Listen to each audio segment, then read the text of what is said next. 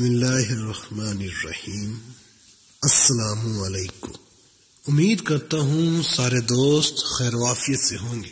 دوستو، حلیمہ سعدیہ رضی اللہ تعالی عنہا کی گود میں اس زمانے میں عرب کا دستور یہ تھا کہ جب ان کے ہاں کوئی بچہ ہو تو وہ دیہات سے آنے والی دائیوں کے حوالے کر دیتے تھے تاکہ دیہات میں بچے کی نشو نما بہتر ہو اور وہ خالص عربی سیکھ سکے۔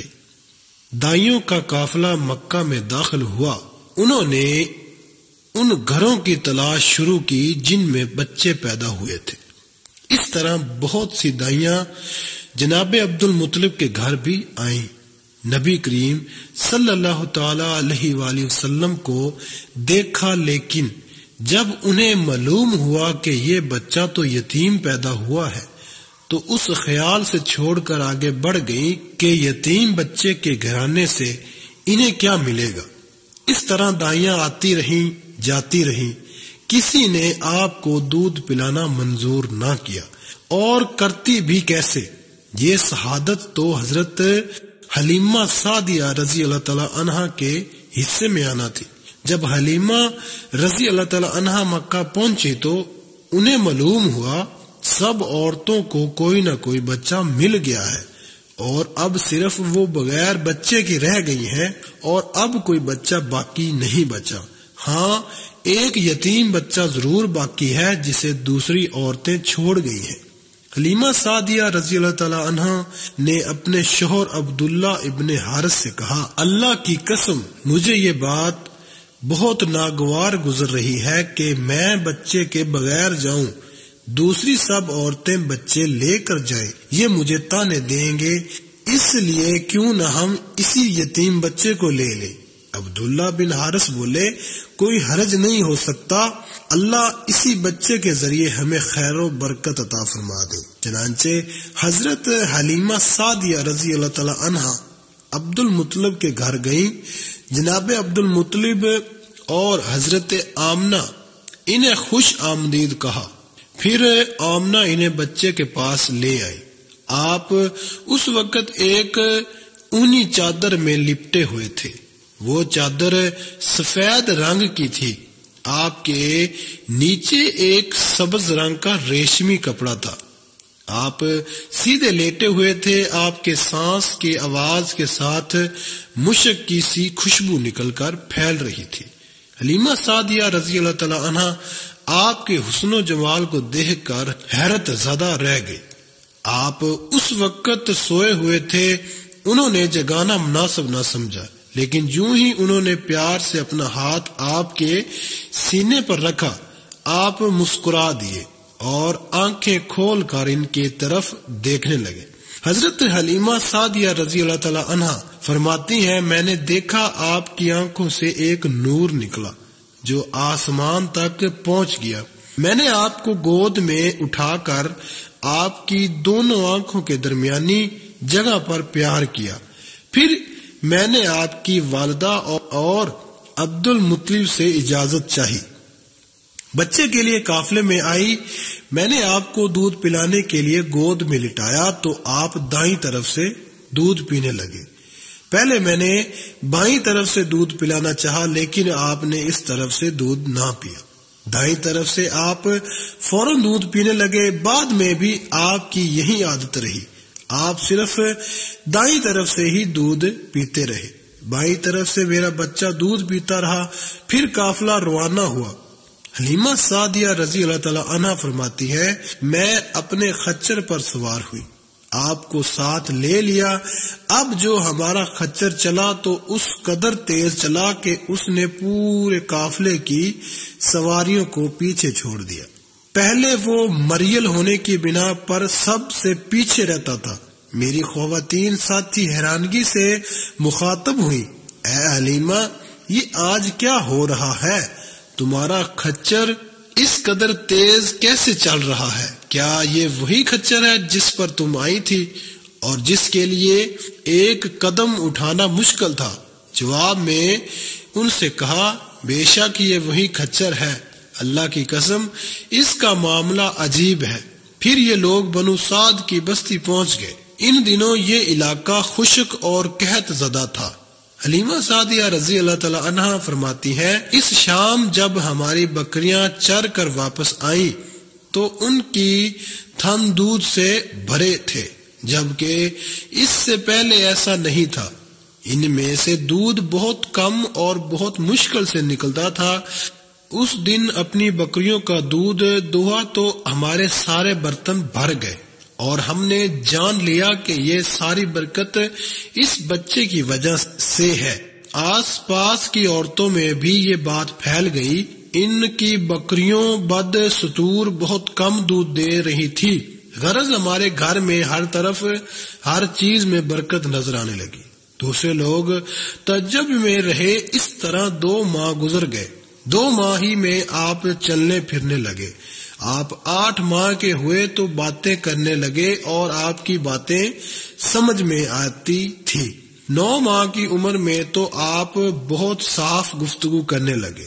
اس دوران آپ کی بہت سی برکات دیکھنے میں آئی۔ حلیمہ سعدیہ فرماتی ہیں، جب میں آپ کو اپنے گھر لے آئی تو بنو سعد کا کوئی گھرانہ ایسا نہ تھا جس سے مشک کی خوشبو نہ آتی ہو۔ اس طرح سب لوگ آپ سے محبت کرنے لگے۔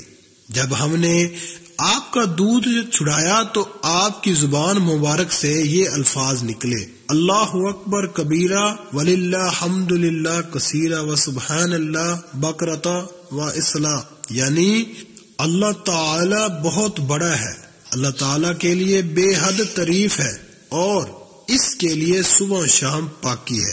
حلیمہ سعدیہ پھر جب آپ صلی اللہ تعالی علیہ وآلہ وسلم 2 سال کے ہو گئے تو ہم آپ کو لے کر آپ کی والدہ کے پاس آئے۔ اس عمر کو پہنچنے کے بعد بچوں کو ماں باپ کے حوالہ کر دیا جاتا تھا۔ ادھر ہم آپ کی برکات دیکھ چکے تھے اور ہماری آرزو تھی کہ ابھی آپ کچھ اور مدت ہمارے پاس رہیں۔ چنانچہ ہم نے اس بارے میں آپ کی والدہ سے بات کی۔ ان سے یوں کہا، آپ ہمیں اجازت دیجئے کہ ہم بچے کو 1 سال اور اپنے پاس رکھیں۔ میں ڈرتی ہوں کہیں اس پر مکہ کی بیماریوں اور آب و ہوا کا اثر نہ ہو جائے۔ جب ہم نے ان سے بار بار کہا تو حضرت آمنہ مان گئی اور ہم آپ کو پھر اپنے گھر لے آئے۔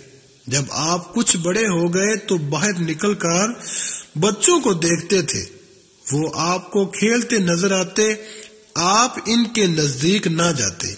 ایک روز آپ نے مجھ سے پوچھا، امی جان کیا بات ہے؟ دن میں میرے بھائی بہن نظر نہیں آتے۔ آپ اپنے دور شریک بھائی عبداللہ اور بہنوں انیسہ اور شیمہ کے بارے میں پوچھ رہے تھے۔ حلیمہ رضی اللہ تعالی عنہ فرماتی ہیں، میں نے آپ کو بتایا وہ صبح سویرے بکریاں چرانے جاتے ہیں، شام کے بعد گھر آتے ہیں۔ یہ جان کر آپ نے فرمایا، تب مجھے بھی ان کے ساتھ بھیج دیا کرے۔ اس کے بعد آپ اپنے بھائی بہنوں کے ساتھ جانے لگے۔ آپ خوش جاتے اور واپس آتے۔ ایسے میں ایک دن میرے بچے خوف زدہ انداز میں دوڑتے ہوئے آئے اور گھبرا کر بولے، امی جان جلدی چلیے ورنہ بھائی محمد صلی اللہ تعالی علیہ وسلم ختم ہو جائیں گے۔ یہ سن کر ہمارے تو ہوش اڑ گئے۔ دوڑ کر وہاں پہنچے، ہم نے آپ کو دیکھا، آپ کھڑے ہوئے تھے، رنگ اڑا ہوا تھا، چہرے پر زردی چھائی ہوئی تھی، اور یہ اس لیے نہیں تھا کہ آپ کو سینہ چاک کیے جانے سے کوئی تکلیف ہوئی تھی، بلکہ ان فرشتوں کو دیکھ کر آپ کی حالت ہوئی تھی۔ حلیمہ سعدیہ رضی اللہ تعالی عنہ فرماتی ہیں، ہم نے آپ سے پوچھا کیا ہوا تھا؟ آپ نے بتایا، میرے پاس 2 آدمی آئے تھے، وہ سفید کپڑے پہنے ہوئے تھے، وہ دونوں حضرت جبرائیل اور حضرت میکائیل علیہ السلام تھے۔ ان دونوں میں سے ایک نے کہا، کیا یہ وہی ہے؟ دوسرے نے جواب دیا، ہاں یہ وہی ہے۔ پھر وہ دونوں میرے قریب آئے، مجھے پکڑا اور لٹا دیا۔ اس کے بعد انہوں نے میرا پیٹ چاک کیا اور اس میں سے کوئی چیز تلاش کرنے لگے۔ آخر انہیں وہ چیز مل گئی اور انہوں نے اسے باہر نکال کر پھینک دیا۔ میں نہیں جانتا وہ کیا چیز تھی۔ اس چیز کے بارے میں دوسری روایات میں یہ وضاحت ملتی ہے کہ وہ سیاہ رنگ کا ایک دانہ سا تھا۔ یہ انسان کے جسم میں شیطان کا گھر ہوتا ہے اور شیطان انسان کے بدن میں یہیں سے اثرات ڈالتا ہے۔ حلیمہ سعدیہ رضی اللہ تعالی عنہ فرماتی ہیں، پھر ہم آپ کو گھر لے آئے۔ اس وقت وہ میرے شوہر عبداللہ بن حارث نے مجھ سے کہا، حلیمہ مجھے ڈر ہے کہیں اس بچے کو کوئی نقصان نہ پہنچ جائے، اس لیے اسے اس کے گھر والوں کے پاس پہنچا دو۔ میں نے کہا ٹھیک ہے۔ پھر ہم آپ کو لے کر مکہ کی طرف روانہ ہوئے۔ جب میں مکہ کی بلائی علاقے پہنچی تو آپ اچانک غائب ہو گئے۔